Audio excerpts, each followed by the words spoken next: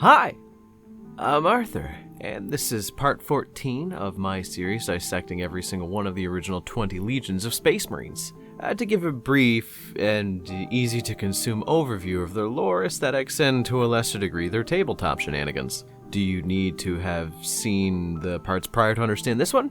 No, but it would make me happy. Before we get into this, remember to like the video as well as subscribe. I upload pretty frequently, and if you enjoy this video, I think you'll like everything else I have planned. Today's topic is near and dear to my festering heart, the Death Guard. Those of you who have been following my channel for quite some time now know that the first faction I invested any amount of serious time into for 40k as a game was the Death Guard. A quick tidbit for those of you who don't know. I started playing the game with Tau at the end of 7th edition, and then when 8th edition came, I picked up the Death Guard vs. Space Marine box. I believe it was called Dark Imperium, and from there, it's been a smooth ride.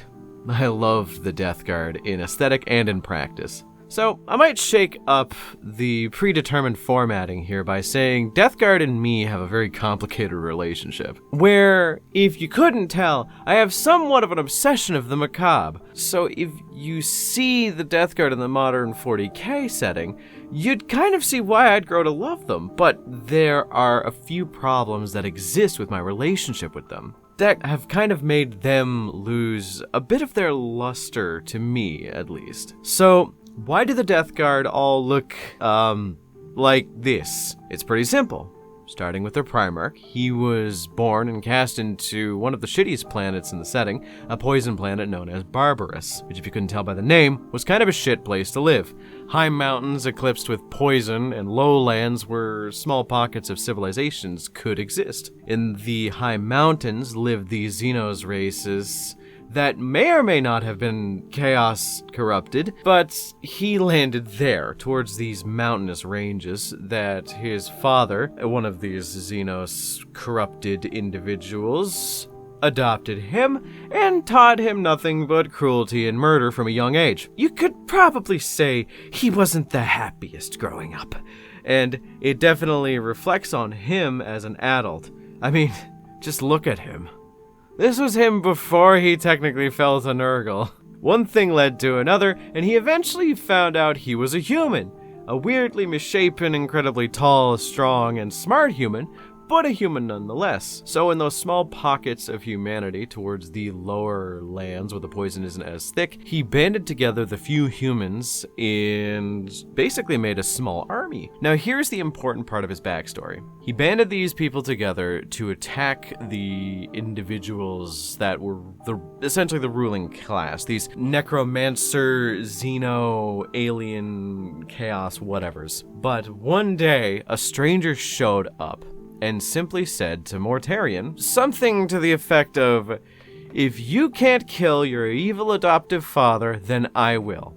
And if I kill him, you have to swear loyalty to me." So Mortarion, being an especially petulant asshole, decided his father was his to kill and no one else. So he went up the mountain and failed fucking horribly, his armor disintegrating to the acidic poison that was covering the highest points of it. So he was denied his vengeance, only to have the stranger cast off his disguise, revealing to be the fucking God Emperor of mankind, who easily murdered Mortarion's adopted dad with little to no effort whatsoever.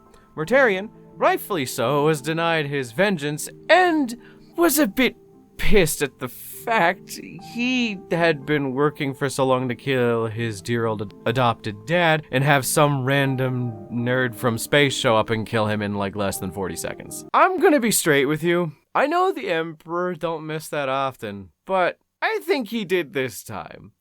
I have no idea what the fuck he was thinking was going to happen. He's not a moron. He can obviously understand that this was kind of important to Mortarion, so why the fuck did he just last minute kill steal? I know there are theories that he knew from minute one which of his sons would fall and which wouldn't, but dude, don't make it obvious. Even with Angron beamed up away from his warriors, it made a little sense that they were all mindless berserkers affixed with the butcher's nail, so it wouldn't make sense to take them with him. What was stopping the Emperor from just, I don't know, helping? Why didn't he just give Mortarion power armor or some shit? Or something that would leave him indebted to imps from then on out.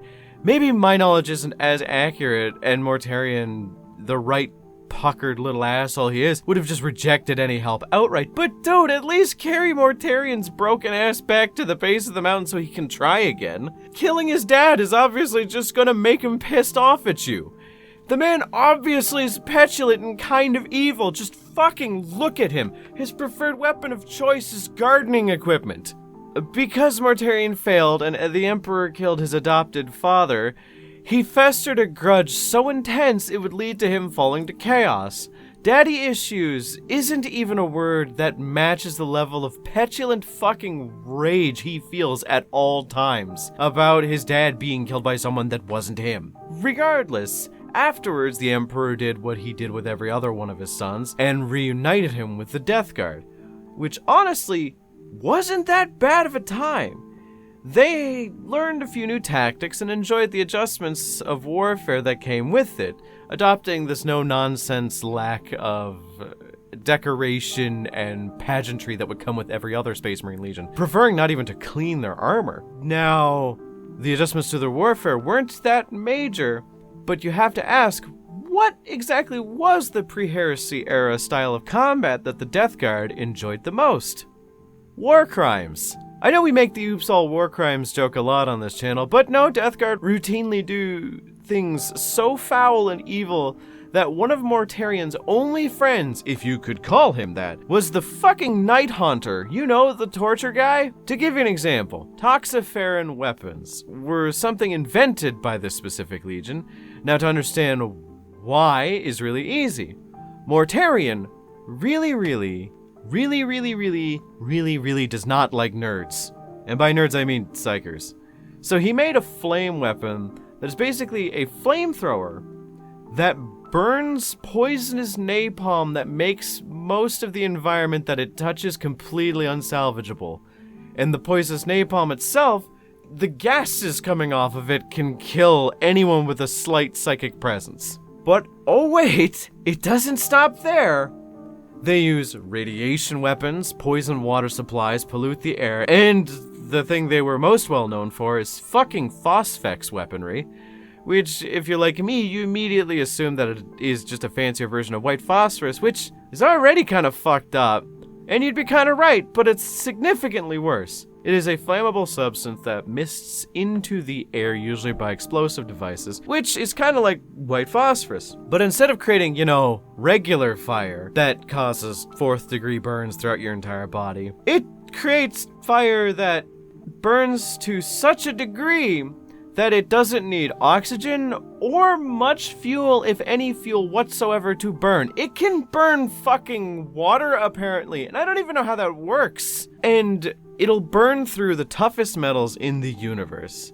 It will burn rock and stone until it is powder, and it just doesn't stop burning, no matter what. It has to be subjected to, the vacuums of space to be put out. So, most legions do have access to it, but they refuse to use it on the basis that it is so dangerous to use, it could make a planet completely unusable and on fire forever.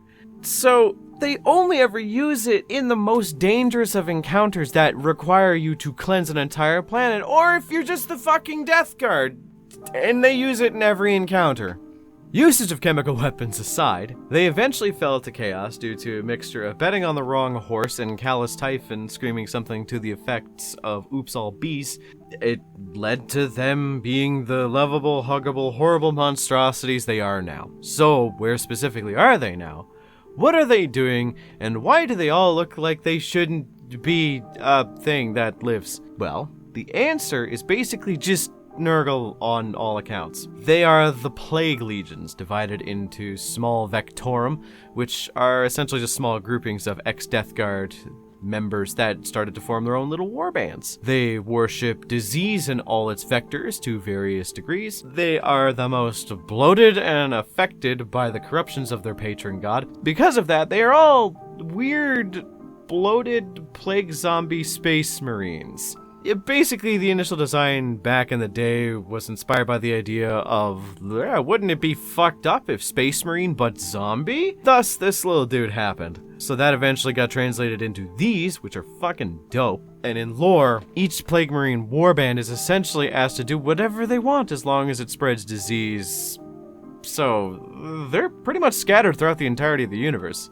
They're usually pretty jolly, happy to spread disease and corruption to everyone whom will bear them witness, willingly or not. Nurgle knows that all who die rot, and all who rot give credence to the god of plagues. So everyone will come around at some point, so why be upset about it? That's why most worshippers of Nurgle have this rictus grin across their face, because they feel no pain, they simply feel the pleasure of worshipping a god that loves them all equally. It's one of the funnest gimmicks I've ever seen in the lore, where, from that lore perspective, it's all pretty relaxed. They all just show up, people die, they get back up as zombies, it's all nice. And they just shoot the shit and talk because bullets don't hurt them, knives don't hurt them, nothing really hurts them. But if you shift the perspective and you're not the Death Guard, and you're the guy that the Death Guard are fighting, they are single-handedly the scariest Space Marine Legion to fight of all of them, including the Night Lords. If any of you think the Death Guard are a cool aesthetic, go and read The Lords of Silence by Chris Raitt. It has such a good writing style where they will spend like 3 to 4 chapters with the plague company of the Lords of Silence. Show they are pretty peaceful and pretty chill, have decent banter back and forth with each other. They enjoy murder, but whatever. Then it cuts to the opposite end of the war they are waging, and it's genuinely horrifying. Like, the radios cut out to the buzzing of flies, people just start bleeding from their fucking eyes. Without warning, the coughing starts, then monsters start exploding out of people's guts. It's fucking terrifying. So, that balance with the initial idea of, oh, they're kinda chill, is so funny. As Plague Marines, they are essentially as close to unkillable as a Marine can be. You shoot them in the head, oh, womp womp, congrats, they just grew another one. Layers of sickly fat and pus keep your bullets from doing pretty much anything to them. You cut off their arm, they have a third one already grown. So yeah, they are a resilient and defensive army based around attrition and biological warfare, as you could probably guess. So I mentioned earlier, I have conflicting feelings about the Death Guard, and it comes down to 3 categories. These 3 categories are how I judge if I want to play an army or not. First category is the most important, and that's aesthetics. Does the army look cool on the tabletop? And fuck yes, they do. They are probably my favorite aesthetic army in the game. Secondly, do they have a fun playstyle? I'm naturally a very defensive player in most games I play, so being one of, if not the only armies in the game that is considered strictly a defense-driven army, I fucks with them something fierce. So they have a 10 in one category, a 9 in the other. But what is the third category? The lore. Lore is important to how I perceive a faction. Hell, some people I know will play factions just because of the lore. Well, too bad. I actually really don't like their lore that much. I think Mortarion looks cool, but as a character, I think he's a fucking moron whom tripped his way into the goop god's hands. The Emperor was a fucking moron in how he handled the situation. I think Callus Typhon is a mustache-twirling villain with bees. And the only person I care about in the entire Legion is, like, Nathaniel Garrow, who is very much not around right now. Well, also Huron Fowl, but that is a sad, sad story for another day. It just disappoints me how petulant and childish the higher up important characters are, and how one note most of the Legion is. It's why I will never get a Nurgle story written from the perspective of a demon or a character that is very important to the lore on the grand scale that isn't like Kugath, and I really am not a big fan of Kugath. I like Rodigus. Rodigus is one of the newer Greater Unclean ones that they introduced, and I think he's cool. But Kugath is just, oh, he's the depressed one. And that's the same thing for the rest of the Legion. They focus on the main characters of the Legion that are just the least interesting to me. They're always super one-note obsessed with vengeance and hypocrisy. It depresses me how petulant and childish they all are, and how one-note most of them in the Legion are. I love the Lords of Silence because the characters in the book are super multifaceted and have to bounce off of these large personalities that are spread out throughout the entire book. I just don't know what it is. Am I making sense? It just disappoints me how the lore is written, and it does not appeal to me in the slightest. The Death Guard are one of the coolest looking traitor legions in the game. They have a difficult to model range.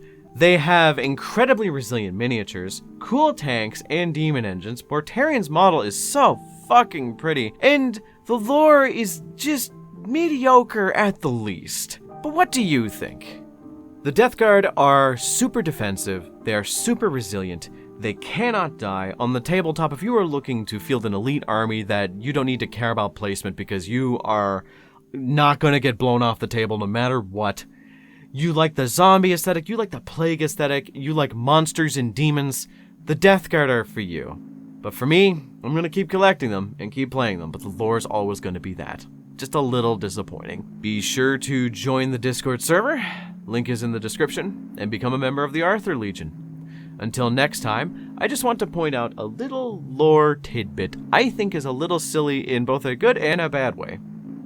So as I mentioned early on, Mortarian's dad was killed by Big E. Cool. Mortarian spent years reaching into the Sea of Souls, the warp itself, to find his dad's deceased spirit, stick him in a jar, and whenever he's feeling especially stressed, he just gives it a little shake. And sometimes he'll spit a new poison into it too. He's just so fucking petty.